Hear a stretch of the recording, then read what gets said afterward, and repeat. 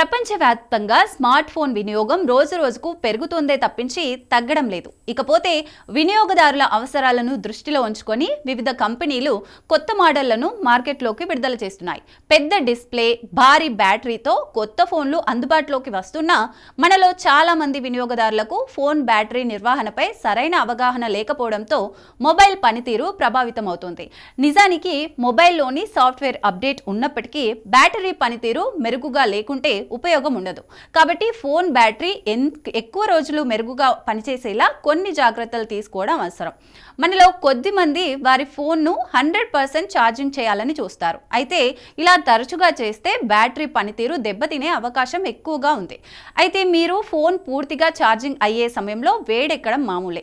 దీని ప్రభావం బ్యాటరీ మన్నికపై పడుతుంది. అయితే ఎప్పుడో ఒకసారి ఫోన్ను పూర్తిగా ఛార్జ్ చేయడం వల్ల పెద్దగా సమస్య ఉండదు.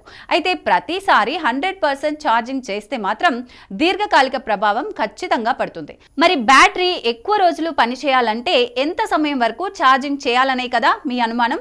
మరి బ్యాటరీ ఎక్కువ కాలం మన్నిక కలిగేలా ఉంచాలంటే 80% దగ్గరే ఛార్జింగ్ను ఆపేయాలని కొందరు నిపుణులు సూచిస్తున్నారు.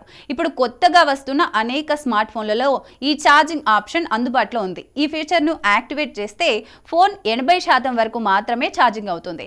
మరి మీ స్మార్ట్ ఫోన్ బ్యాటరీ ఎక్కువ రోజులు పనిచేయాలంటే కొన్ని జాగ్రత్తలు తీసుకోవాలి. అందులో ముఖ్యంగా అవసరమైనప్పుడే ఫోన్ను ఛార్జింగ్ చేయాలి. 80% వరకు మాత్రమే ఛార్జింగ్ చేయడం అలవాటు చేసుకోవాలి. రాత్రంతా ఫోన్ ఛార్జింగ్లో అస్సలు పెట్టకూడదు. ఫోన్ ఎక్కువగా వేడెక్కేలా చేయకుండా చూడాలి. ఎండలో లేదా వేడి ప్రదేశాల్లో ఫోన్ ఛార్జింగ్ అస్సలు పెట్టకూడదు. మొత్తంగా ఫోన్ బ్యాటరీ ఎక్కువ కాలం పనిచేయాలంటే కొన్ని చిన్న జాగ్రత్తలు తీసుకోవడం తప్పనిసరి.